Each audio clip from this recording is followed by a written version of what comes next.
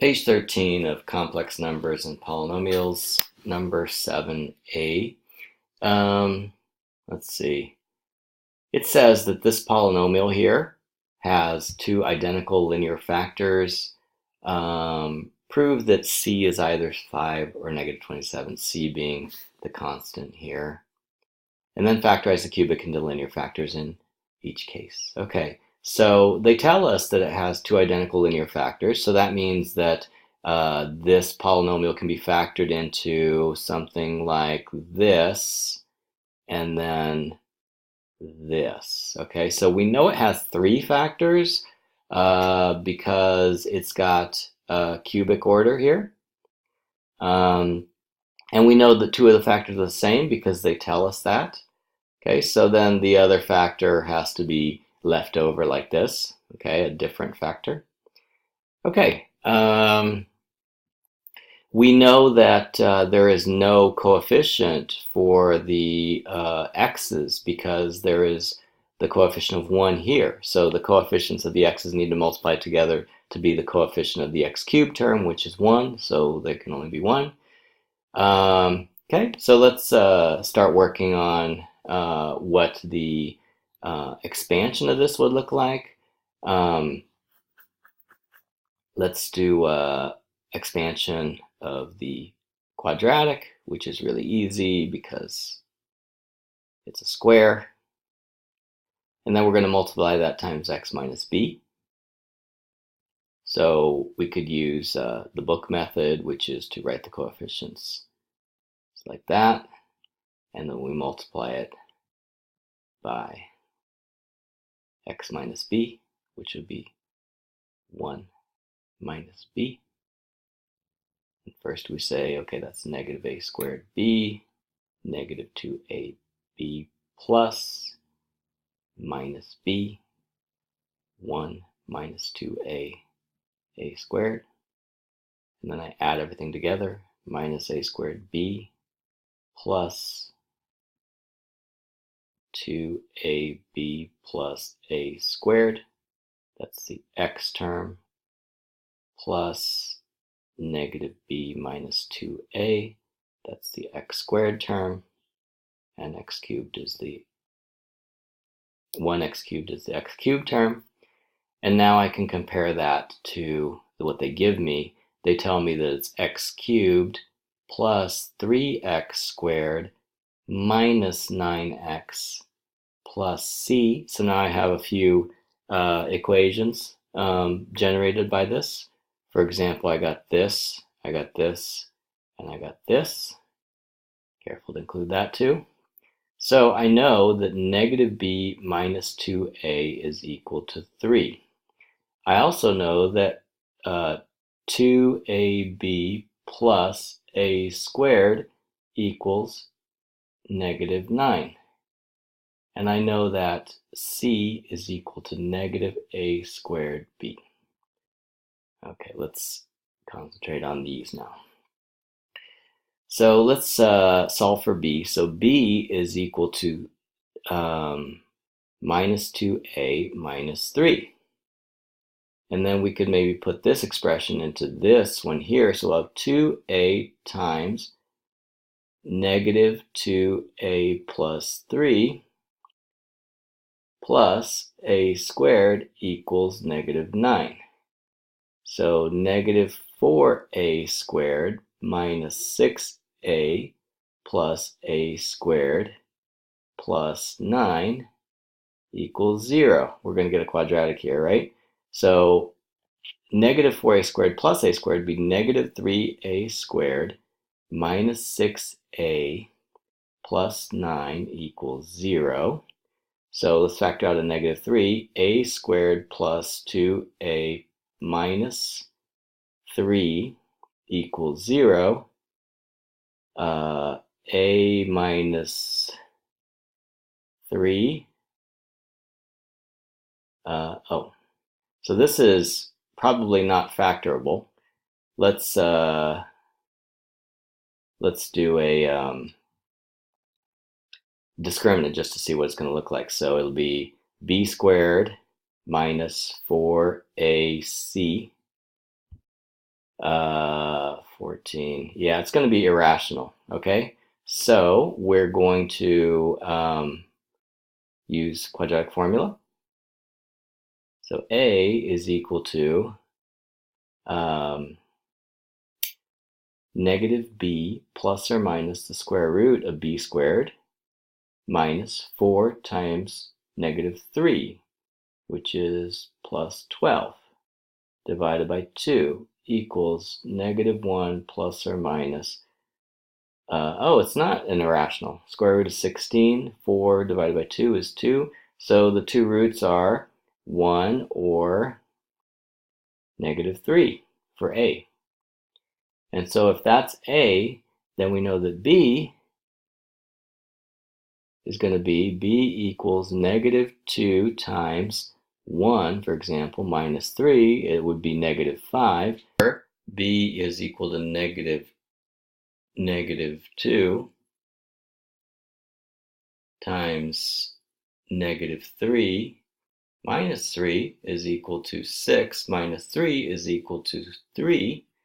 So the two possibilities are A equals 1, B equals negative 5, A equals negative 3, B equals positive 3. So let's see what the possible values for C are. So we know that, oops, I erased that equation. C equals negative A squared B, right? And we know that C is equal to negative 1 squared times negative 5, that's one possibility, which is equal to negative 1 times negative 5, which is positive 5. And the other possibility is negative 3 squared times 3, which would be equal to negative 9 times 3, which is equal to negative 27. And that's exactly what they wanted us to show. They wanted to show that C has to be either 5 or negative 27.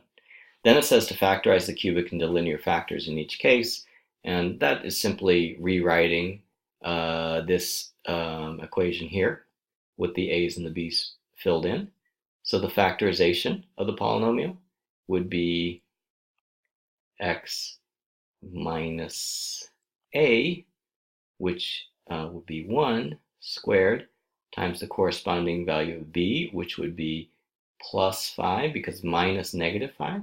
And the other possibility would be x minus a negative 3 squared, so x plus 3 squared, and then the B would be x minus 3. So those are the two possible factorizations. So if we divide a polynomial by this factor, and there is a remainder, r, there's something funny that happens is that the remainder is equal to this k substituted into the polynomial. And that might not seem very intuitive. This is the reason why synthetic substitution works, okay? In synthetic substitution, basically what you're looking for is what happens when I substitute k into p, and you could do synthetic division until you get the remainder, and you can see that the remainder is equal to that, okay? So let's see why that's true. I mean, this first proposal here is obviously true, right? Because we've defined this. The polynomial is equal to the quotient times the factor plus the remainder. Okay, we wrote this as another in another version too. We wrote it like this, which is maybe even more obvious. Okay, but basically, once you've said that is true, then you could say, okay, what if x equals k? Then p of k, and we just substitute the k into p of x, equals q of k times k minus k plus r, and then you're like, okay, well, k minus k is 0, so that means this whole left term is 0, so p of k equals r, and that's it. Okay, number 1. For p, a real polynomial, and remember, real polynomial means the coefficients are real, not that the roots are real. Write two equivalent statements for each of, okay, so if p of 2 equals 7, then we can say two statements based on this thing up here. We could say, oh, if we divide the probability or the polynomial divided by x minus 2, we will get q of x plus 7, which is the remainder, divided by x minus 2. We could also say the probability, the polynomial is equal to q of x times x minus 2 plus 7. Okay, so either of those statements is fine. What about B? Okay, B. If P equals Q times x plus 3 minus 8, then we could also say that the probability of -8 is equal to, probability of -3 is equal to -8. And we could also say the polynomial divided by x plus 3 is equal to q minus 8 divided by x plus 3. What about C? If the polynomial is divided by x minus 5 has a remainder of 11, then what could we say? So we could say probability of +5 equals 11. And we could also say the polynomial is equal to the quotient times x minus 5 plus 11.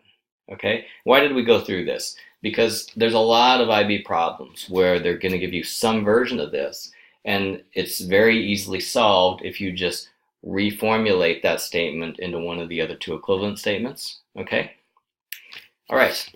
Number 2, without performing division, find the remainder when this is divided by this. Okay, so we're going to use the fact that this is p of x, right? And this is related to the remainder, x minus k. Let's see. The k can generate the remainder by substituting it into the polynomial. That gives you the remainder. So we can find the remainder just by taking the value of k and substituting it into p. So p is equal to this. The k value is 1, so we can just put 1 in here, and it's a really easy substitution because we're dividing by 1, which is, very easy to multiply by. So we have 1 plus 2 minus 7 plus 5, which is equal to 1. So the remainder is 1, and we didn't even have to do synthetic division or long division or anything.